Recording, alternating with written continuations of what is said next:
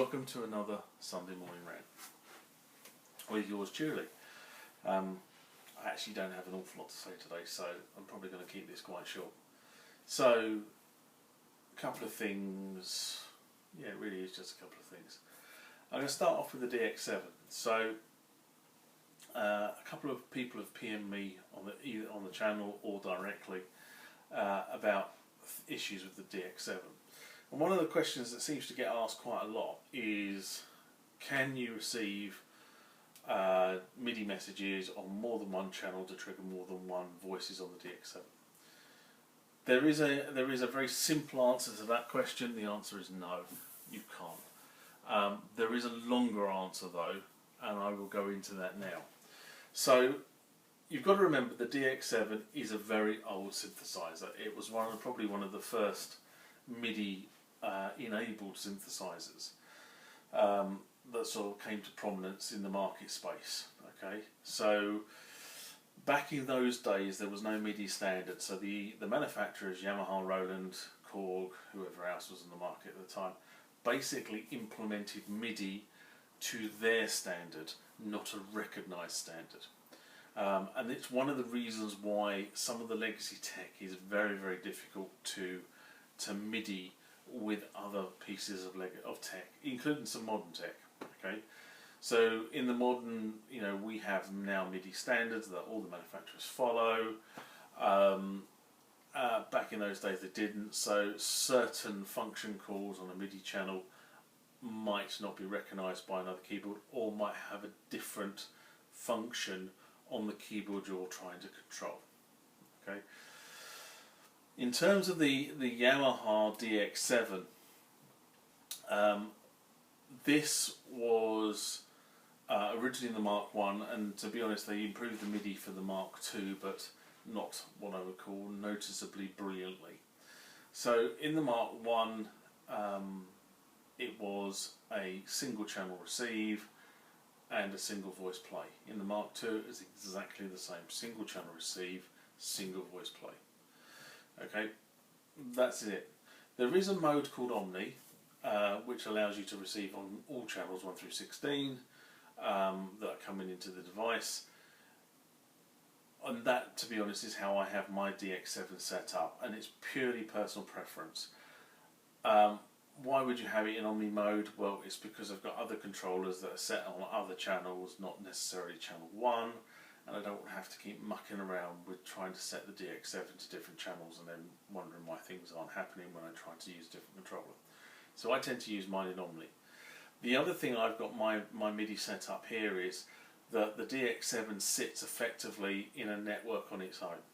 Okay, so there is no other equipment in that MIDI segment of the network. So I have a controller that controls which signals go through which segments of my MIDI, and the Yamaha sits in its own segment on that controller. That means that I don't actually have lots of controllers routing through to the DX7, and in truth I don't really use the DX7 I don't really control the DX7 remotely. I tend to play the damn thing anyway. If I'm playing it into the DAW, I will play it in rather than sort of let a sequencer sequence it in. I do it sometimes, but I love the synth so much I tend to play it. So in short, the answer is no. However, there is a but, and the but is if you have the grey matter or the other one, and for the life of me I can't remember what the other one is called, so I do apologise. They were upgrades to the synth. They required you to effectively upgrade one of the chips in the DX7 motherboard, and when you did that, I believe it does allow you to receive on multi-channels and trigger multi-voices. I think it also gives you more polyphonic, so it gives you more than 60, I think it gives you 32. But that is an upgrade. It is a modification to the DX7 board, and I have to be honest and say I've never had a DX7 with a grey matter board in it, and I'm probably never likely to either, because given the age of the tech, at this point in time I really don't want to go away around soldering, unsoldering bits of the motherboard, and then try and have to debug why the damn thing doesn't work. So as far as I'm concerned, the motherboard is the motherboard. It's going to stay that way. In my case, some of you may decide to go and get the grey matter board or the other one and start soldering things here, there, and everywhere. Good luck to you. The other question I've had is about the DX7 not making sounds. And to be honest, the DX7 is a bit of a beast when it comes to actually looking at settings, and it's definitely a beast when trying to debug stuff. I recently had an issue where I couldn't get any cartridge that was of the format, the DX7 Mark I format, to actually work on my Mark II. Alright. They worked, then they stopped working, and now they work again. And if you were to ask me how I solved the problem, I still to this day could not tell you how I did it. Alright, I just played around with lots of settings, changed things back, all of a sudden it started working. Right? So I can't tell you how things happened. What I will say is my experience of the DX7 is parameters do stick.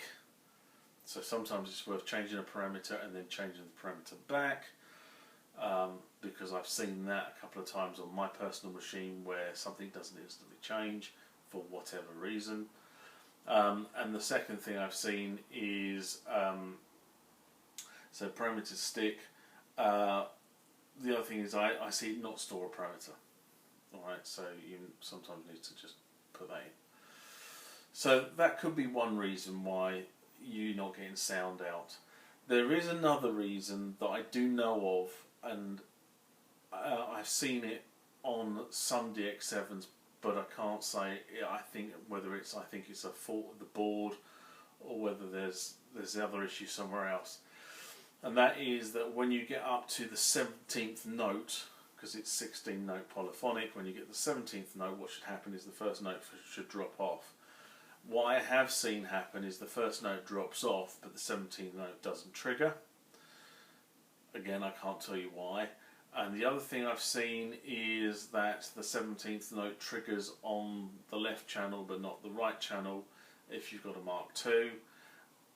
That again doesn't surprise me because the actual synthesis, the board, the audio board, the synthesis board in the DX7 is pretty much the same as it was in the Mark I, and the Mark I was mono, the Mark II is stereo. So it could be that there's something ingrained in an older, in the early versions of the Mark II, where the firmware was not allowing the 17th note to play in stereo.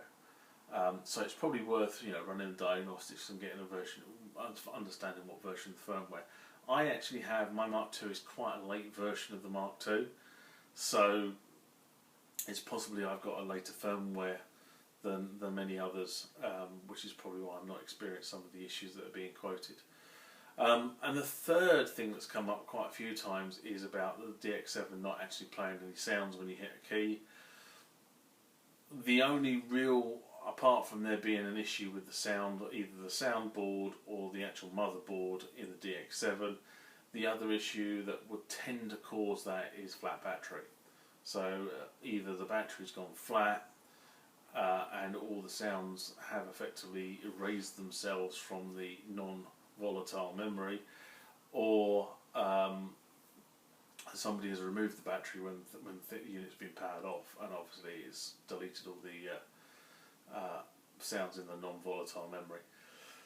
So before you start playing around with things, my advice to anyone who's in that situation where it's not making a noise is go down to Halfords, buy yourself a new CR2032 battery, which are the little flat ones they tend to use in most keyboards and some car fobs, which is why I say go to Halfords, because it only costs you about £1, maybe £2, I'm not sure, but it's, for God's sake, don't go to some of these websites where you see people standing there selling you batteries for £10 when you can buy them for a couple of quid.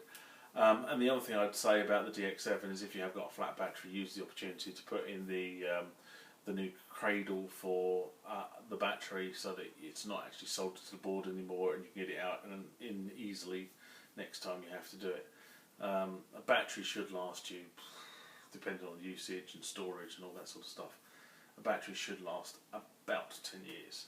but if you don't switch the keyboard on, that battery life could quite dwindle quite considerably, because obviously the non-volatile memory is consuming battery to enable it to retain the sounds. Okay, so they're the things. If it is a dead battery, get hold of the original SysX, get hold of the original cartridge and reload the bass sounds into the unit. If it still doesn't play after you've reloaded bass sounds into the unit, I would hazard a guess you've got a motherboard or an audio board problem. Alright, so then you need to go and look for a specialist repairer, and they're getting fewer and fewer in between. I believe there is still a guy in West Sussex, and I will ferret out his name and I will post his name somewhere so that you can understand who he is and where he works from. But that is you'll have to go and see the guy, because you know he works out of a shed. I think that's probably too cruel actually, but you know what I mean. Works out of a workshop. The second thing I want to talk about today is that I was out the other night, just out for a drink, and there happened to be a band playing in the venue. They weren't bad, you know, weren't brilliant, but they weren't bad. Definitely pleasant, nothing too contentious, I would say. But one of the things that did strike me was we were there watching this band set up, and in comes the guy who was playing keys, and he walks in with keyboard underarm. Right, no protection on the keyboard whatsoever, and he was walking in with a JP50, which those of you who have bought any keyboards recently know a JP50 is not a cheap keyboard. It is a relatively expensive keyboard, and I'm not sure I will be walking around with my JP50 under my arm. Anyway, what it brought me on to was, you know, keyboard protection, and grab hold of this. So keyboard protection comes in many forms. Alright, now some of you may remember from a week or so ago that I put a post about recovering my original keyboard. Now that was in this, right? This was my original keyboard bag. Right, there you go. Right, it's just flimsy material. There's no substance to this bag whatsoever. And I used to actually have a foam mat across the keys in here to make sure it didn't get damaged. And I was very anal about that sort of stuff. You also note that it actually has City Music written on it, which was the store that this my original keyboard came from. Sadly, City Music is no longer. They went to the great big music shop in the sky many years ago, which is a shame because they were really knowledgeable about that sort of stuff at the time. However, would I still use one of those nowadays? You bet I would not. In fact, every single keyboard you see around me actually has its own flight case, and when I moved the keyboards from Studio 1 to Studio 2 recently, they all got boxed up into their keyboards, put in the van, moved from A to B, brought into the studio, unboxed from their flight cases, and put back into the studio. Why do I do that? Well, I'm anal about my keyboards. They're worth a hell of a lot of money to me. So I want to make sure that if they do get transit from A to B, and I don't gig very often, you know, I do go out and play live occasionally, but it's more to help people out rather than to play in a band. I just want to know that it will get from here to there in one piece, and from there back here in one piece, especially if it's going in the back of the band van, because all it takes is something to slip onto your keyboard, and if it's not in a very heavily protected environment, that's it. You know, the panel can be snapped, the key bed can be snapped. You know, all kinds of damage can be done, and you don't really want to arrive at the venue, get your keys out, and then all of a sudden that's it. Then no more keyboard player that night. So I don't have an alley flight case with me, but I do have one of my others. This is an older flight case.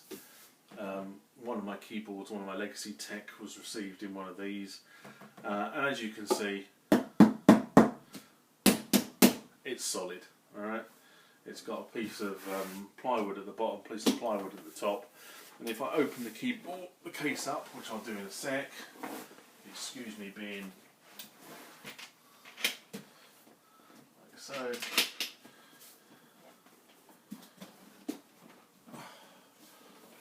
What you will see